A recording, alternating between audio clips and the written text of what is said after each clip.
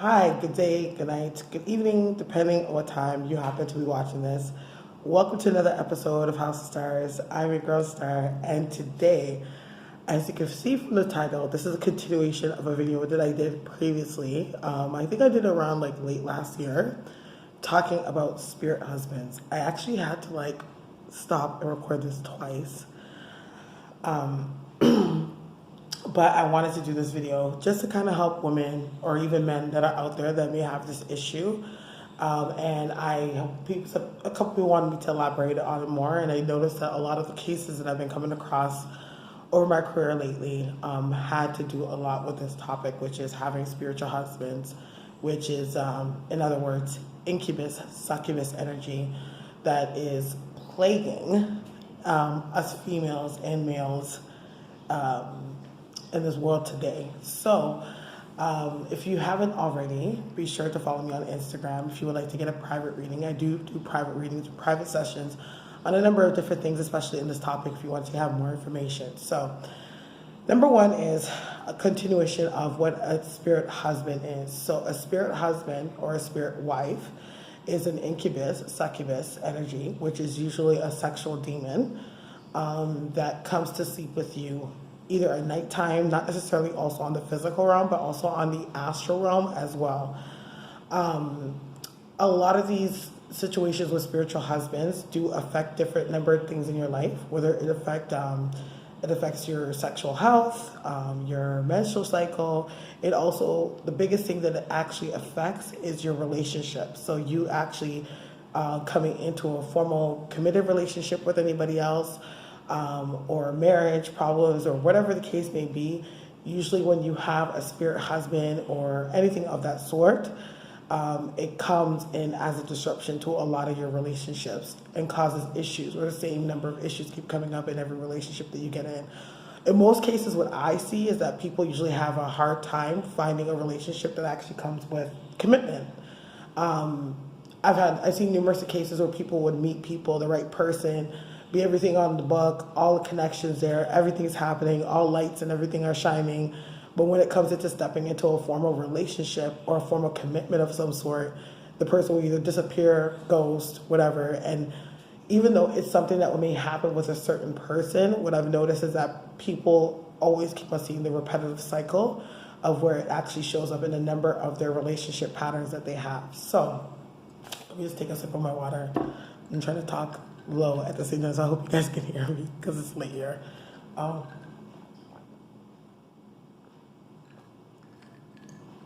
Okay, so number one, continuing from the video that I did before, it goes back to how do you actually not only diagnose that you have one, but how do you get rid of it? Okay, so to diagnose you having a spirit husband, you gotta look at a number of the topics or a number of the things that could cause or could have opened you to that. So number one thing is usually people that have had molestation issues or had an occurrence with molestation at a very young age.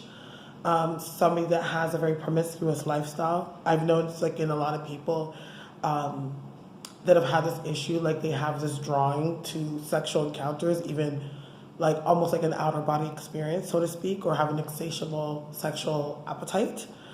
Another thing is masturbation. So that's another thing too. Ever since I found out I had a spirit husband, and I got rid of my spirit husband, I'm very mindful when it comes to masturbation. I actually, if not, don't masturbate anymore because of it. Because that actually invites the spirit to come in. Because think about it. When it comes to manifestation, when it comes to you manifesting something, usually when you masturbate, depending on what your thing is, it could be whether you like to watch porn or if you're more of a visual person when it comes to masturbation. I find for me, TMI, when it came to masturbation, I wasn't always drawn to porn. It was more my thing, I would kind of visualize or make an image in my mind of someone that I was attracted to or a sexual scenario that I would, or fantasy, and go into that fantasy and use that as my visual to obviously let off, right? Some people do that, but what those key notes and those key energies and those key vibrations are the very vibrations that are used to manifest. So when you're manifesting that, and even orgasm is so powerful. When you are manifesting an arousal or a let off or an orgasm based on your visualization of what you're using to let off, you are also, in turn, you are inviting a spirit or an energy or an essence to be the host of that. Not all the time when you do that, when you invite those energies in, do the energies leave? They still stay around, right? So that's another thing that people need to understand when it comes to masturbation, how you can actually be inviting your spirit husband or incubus, like spirit husband, incubus, or spirit wife, succubus, into your life, right? Key thing is as well, even if you do masturbation too close to bed or thinking about sex before you go to sleep. Like, for example, I noticed when I had a spirit husband, around the times, especially closer to times when I was finding out I actually had one, before I would go to bed, I found myself being insatiably aroused right before I went to sleep. So I would become really aroused, and then it's not like I would even masturbate. I would just go to sleep, even though I was aroused. And of course, we leave our body when we're sleeping. And I was going to the astral realm or other realms and meeting my husband there and having intercourse there with the spirit, okay? So that's another thing as well, is being mindful of when you actually are thinking about sex or whatever. Now, I did state a number of things when it comes to this, but why I'm actually letting you know why this is an issue. Because of course, when you have a spirit husband, whether it be on the physical realm and on the spiritual realm, any spiritual connection that you have with somebody, that you have entered a relationship contract with that being or person. So with that being said, that can also change the energetical patterns of how you attract a mate or a partner or situations in your life. So for example, where I've seen people, I've had clients, but I also had close associations with people, friends that I care about daily, that they would meet somebody and it was like they would have an amazing connection with them. There'd be a mutual like, everything like that. They would come to me, ask me about the person, and all the fucking bells and lights will be on it. Like, okay, yeah, like this is a green light, this is a good guy, whatever case. And then out of nowhere, the person would just disappear. Like just as it gets to the point of that plateau in a relationship or connection where it's going down a road of actually seeing where it's going to go, it will just go left, okay? And what that is that when it comes to a spirit husband, usually the spirit husband enters when you are lonely, when you are vulnerable. Actually, any demonic energy, as a matter of fact, usually enter at the time at your most vulnerable point or your most loneliest. And then that's where you have that companion, or you make that companion with that spirit. So you have to understand when it comes to negativity, that in essence, what you have going on in your life or your situation is like, if it is contracted in order to sit in your life or be in your life and fulfill a certain need or a situation, it's like once you shift into another energetical pattern that doesn't actually complement what facilitated that spirit will do everything in its power to rebel that shift. So for example, if the spirit entered in when you were lonely, essentially if you're no longer lonely, then that means that spirit cannot dwell. The energy cannot be there. So hence why a lot of times these spirit husbands or spirit wives usually fight very hard to keep people single or keep them not in relationships or in any formal type of commitment. Because entering an actual commitment or any sort or any kind of union of a sort actually diminishes the existence, the reality, or the being or the life of these actual spirit, okay? So I'm not sure if, based on what I've said right now, if some of the symptoms or things that I've mentioned or relationship patterns that I've mentioned are very similar to some of the things that you've gone through. So here's another thing. Sorry, I am thirsty.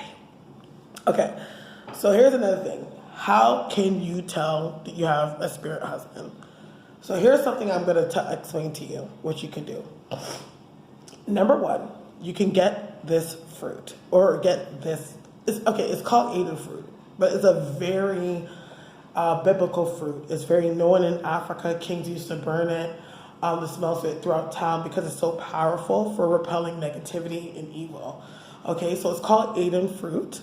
Okay, in other words, in Ghana, mainly used in Ghana, but used in Nigeria in most cookings. Also, this is actually a really good thing for weight loss as well. It's called prekese. Okay, so you can actually find this anywhere at your local African food store. You ask for mainly prekese. The actual formal name for it is Eden fruit, but if you say prekese, they know it better. Prekese. So you take a piece of the prekese fruit. It's like a long pod that looks like this. Get some sea salt and garlic, and put it under your bed while you sleep. Okay. Now, some people's beds are right on the floor. You don't have under your bed, but put it rested by your head or close by. 9 times out of 10, because Eden fruit is so prophetic, you will likely have a dream about your spirit husband. Like in my case, when I did mine, I didn't actually see the spirit, but I remember sleeping there, and I had my prekese fruit there, and I was sleeping with it, and I felt like but it's like, when you have that sleep where you're in between sleep and opposite sleep, I had the spirit come towards me like it was ready to come and sleep with me. You know what I mean? And just as he got closer, I smelled burning. Like, I swear, all of a sudden, I smelled like sulfur. I was like, whoa. And I heard, okay, fine. I'll never, ever bother you again. Like, literally like that. I swear, the way my whole body and my whole existence shook when I heard that, I was like, what the fuck? So that's how I learned that I had a spirit husband. So in turn, I knew that I have now identified the spirit.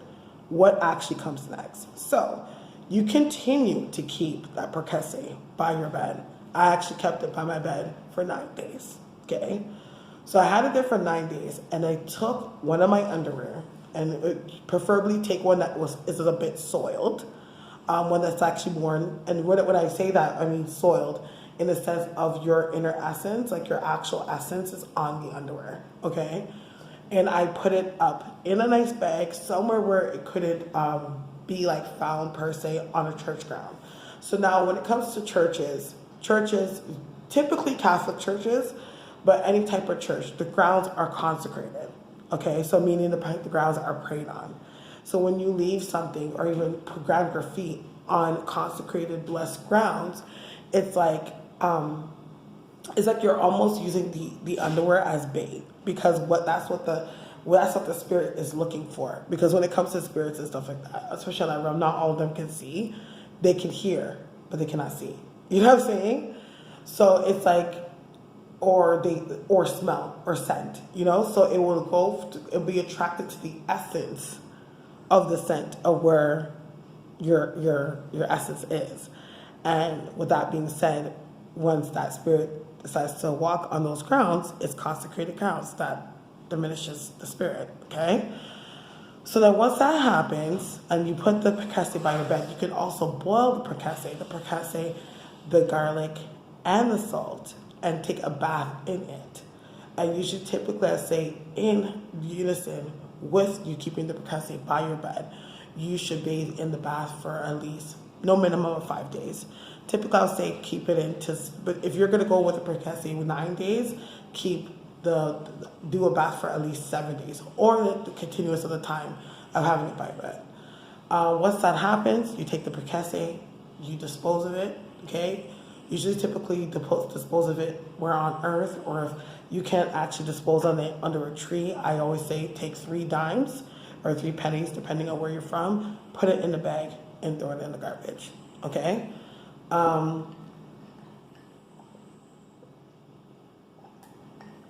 You got to keep in mind that after diminishing an evil spirit from your energy, your essence, whatever the case may be, you have to take into account that your energy, because when it comes to evil spirits, their energy is very dirty. It's very dirty. It's very sticky.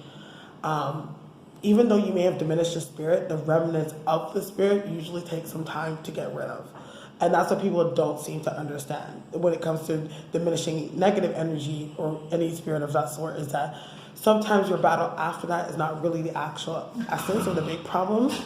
It's actually the essence of it. So I would say once you've done that, whatever, because usually 9 times out of 10, and every person I know that has had to do a spiritual divorce have had their spirit manifest to them and leave, that I would say after that time, maybe a month later, or at least 21 days after, re-continue the bath again, just to make sure that you don't have any remnants or any essence or any of that over your energy anymore, okay?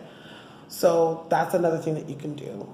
But we have to understand that when it comes to this issue and it's weird because it's like, I would say, dare I say, it's like a spiritual pandemic, because a lot of people, especially during the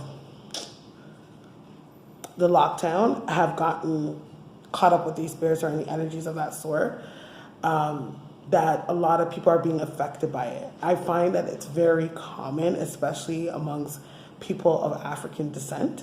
And the reason that is that we naturally have our ashe, our energy, our essence that connects us to the waters, the spirits and stuff like that, because they're typically attracted to men, women that are very much in the essence of carrying a lot of marine energy. You know what I mean?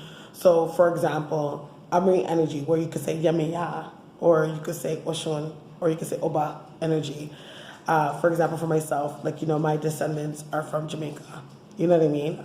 They are from the islands. So there's a lot of spirits, energies that are in the island water. And we have to understand that when it comes to our climates and DNA, for that matter, those are things that are in our DNA that we still carry, even though we're not born into it. Because naturally, for myself, even though my ancestors, my family is from Jamaica, I was born here in Canada. You know what I mean?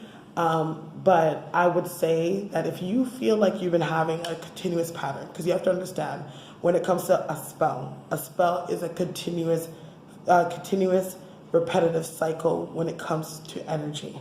That's why when you see in spell manifestation, the emblem that is very repetitive and known is the figure 8. You know what I mean? So if you notice that there's something that's happening that is continuous, happening all the time, happening in so many ways, you know what I mean? Don't make it be that's something that you ignore.